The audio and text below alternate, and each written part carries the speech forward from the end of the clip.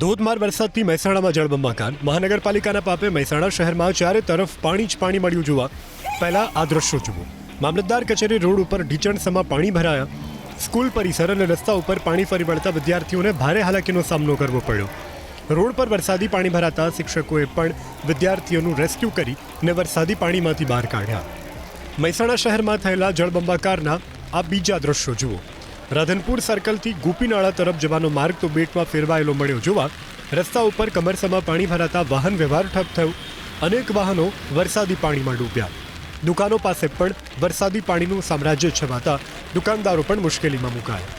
વરસાદી પાણીથી ગોપીનાળું પણ જળબંબાકાર થયું. ગોપીનાળામાં વરસાદી પાણી ભરાતા એક બાજુનો વાહન વ્યવહાર બંધ કરવો પડ્યો. એક બાજુનો રસ્તો બંધ થતાં ગોપીનાળામાં ટ્રાફિક જામના દ્રશ્યો સર્જાયા. રાધનપુર રોડ ઉપર આવેલા સહારા ટાઉનશીપ પાસે વરસાદી પાણીમાં અનેક વાહનો ગરકાવ થયા. કાશી વિશ્વનાથ મહાદેવ મંદિર, સહારા ટાઉનશીપ, રાધનપુર મહેસાણા હાઈવે ઉપર વરસાદી પાણી ભરાતા લાંબો ટ્રાફિક જામ સર્જાયો. કેટલીક સોસાયટીના પ્રવેશ દ્વાર પર જ વરસાદી પાણી ફરી વળતા રોડ તોડી પાણીનો નિકાલ કરવાની ફરજ પડી. લોકોના ઘરો અને દુકાનોમાં પણ વરસાદી પાણી ઘર કરી ગયા.